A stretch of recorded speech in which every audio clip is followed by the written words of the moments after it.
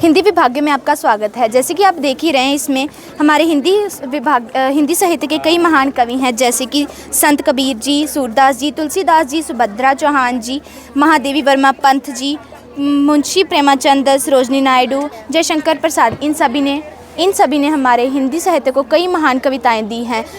संत तुलसीदास जी ने हमें हनुमान चालीसा जैसे महान गायन दिए हैं। ये सभी हिंदी साहित्य के बहुत महान कवि रहे हैं। धन्यवाद। आपका दिन शुभ रहे। यह हमारा समास का प्रदर्शन है। दो या दो से अधिक शब्दों के मेल से बनने वाले शब्द को समास कहते हैं। समास के मुख्य 6 भेद होते हैं, जैसे कि आप देख ही रहे हैं, द्विगु, दवदव, तत्पुरुष, अव्ययभाव, कर्मधारय, बहुव्रीहि। ये सभी ही समास के मुख्य भेद हैं। धन्यवाद। आपका हिंदी विभाग में स्वागत है। सर्वनाम: जिन शब्दों का प्रयोग संज्ञा के स्थान पर होता है उन्हें सर्वनाम कहते हैं। सर्वनाम के भेद: पुरुषवाचक, संबंधवाचक, निश्चयवाचक, अनिश्चयवाचक, प्रश्नवाचक, निजवाचक। धन्यवाद। आपका दिन शुभ रहे। नमस्कार, आपका हिंदी विभाग में स्वागत है।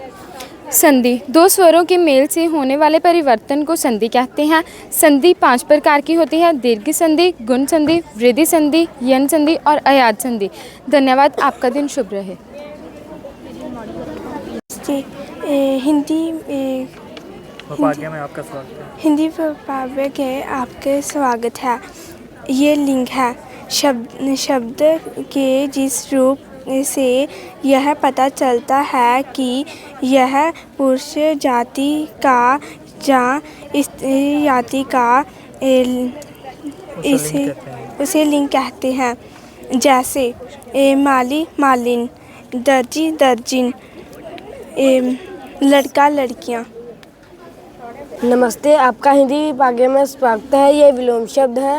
एक से उल्लिखित शब्दों को विलोम कहते हैं, जैसे शहरी, देहाती, आदमी, औरत, गरीब, अमीर, मोटा, पतला, गोरा, काला, जमीन पर, आसमान में, छोटा, बड़ा। धन्यवाद। आपका दिन शुभ रहे। शब्दों के जिस रूप से यह पता चलता है कि वह एक हैं या अनेक, उसे वचन कहते हैं।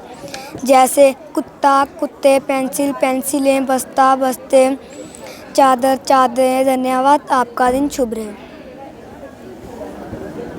नमस्ते, हिंदी विभाग में आपका स्वागत है। मेरा बोलने का विषय है अर्थ के आधार पर वाक्य भेद। पहला है विधानवाचक: जिस काम को हम सामान्य रूप से करते हैं उसे विधानवाचक कहते हैं। विस्मयवाचक: जब हमारे मन के भावों को हम प्रकट करते हैं तो उसे विस्मयवाचक कहते हैं। संदेहवाचक: जिस काम में हमें संदेह होता है। निषेधवाचक: जिस काम को हम ना प्रकट करते हैं उसे निषेधवाचक कहते हैं। आज्ञावाचक: जिस काम में हम आज्ञा लेते हैं। प्रश्नवाचक: जब हम किसी से प्रश्न पूछते हैं। इच्छावाचक: जब हमारे मन में कोई इच्छा प्रकट होती है। संकेतवाचक: जो एक वाक्य दूसरे वाक्य पर निर्भर होता है। धन्यवाद। आपका दिन शुभ रहे।